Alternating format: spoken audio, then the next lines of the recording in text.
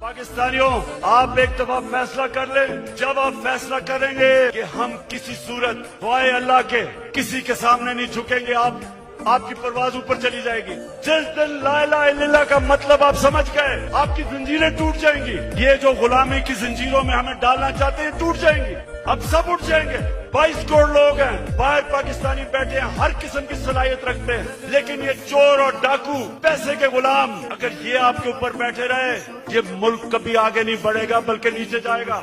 हमारी कभी foreign policy आजाद नहीं हुई, स्वाय थोड़ी देर के भुट्टो के जमाने में, और भुट्टो को साजिश करके अंदरूनी मीर जाफर ने उसको फांसी दिलवाई। कभी उसके बाद आजाद नहीं हुई, लेकिन कभी इतनी गुलाम भी नहीं हुई जो ये थ्री स्टूजेस के दौरान हुई है। जो इन्होंने हमारे साथ किया, जिस तरह इन्होंने हमें गुलामी करवाई, इसकी कोई मिसाल नहीं है। रमजी यूसुफ को पकड़ा दिया अमेरिकनों को, हमारे कानून के बरखिलाफ। एमएल कांसी को पकड़ा दिया हमारी अदालतों को पूछे बगैर। एमएल कांसी के वकील ने अमेरिका की अदालत में क्या कहा, जब उन्होंने पूछा जज ने कि क्यों पाकिस्तान के कानून के बगैर आप उसको उठा के ले गए, तो उसका वकील कहता कि पाकिस्तानी अपनी वालदा को बेच देंगे डॉलरों के पीछे। और वो किसका दौर था? नवाज शरीफ का दौर था।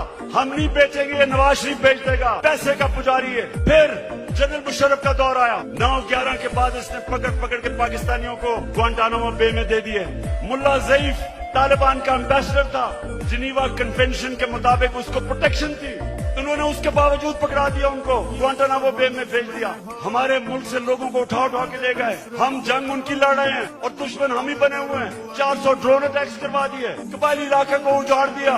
जो कबायली इलाके के लोगों को मुश्किलों का सामना करना पड़ा, आप सोच भी नहीं सकते। 35 लाख लोगों ने नकल मुकानी की वहाँ से, 40 लाख लोगों ने स्वात से नकल मुकानी की। या मेरे 2 एक्स मिनिस्टर बैठे हुए हैं, मुराद सईद, इसकी वालदा को उसी जंग में स्वात में जब बम फटा तो उसकी वालदा के सर पे लगा, अभी तक वो कोमा में, सालों से वो कोमा में पड़ी हुई। यहाँ सरताज गुल है, उसका भाई यहाँ खुदकुश हमले में लाहौर में वो बेचारा शहीद हुआ।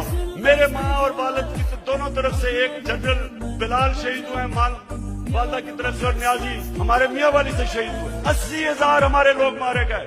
क्यों? पाकिस्तान की जंग से क्या ताल्लुक था? क्योंकि गुलाम बैठे हुए थे।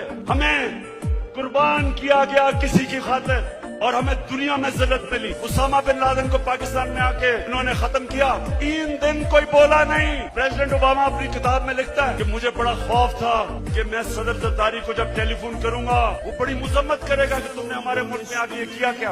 कहता जब 3 दिन के बाद मैंने जरदारी को टेलीफोन किया तो कहता मुझे मुबारक देनी शुरू कर दी उसने। किसी के मुल्क में आके जो आपकी जंग लड़ रहा है, उसी मुल्क में आके आप किसी को मार दें और आपको बताएं भी ना, और वो सारी लीडरशिप हमारी पैरों में पड़ी हुई। पाकिस्तानियों याद रखें, कभी आपकी कभी दुनिया इज्जत नहीं करेगी जब तक आप अपनी खुद इज्जत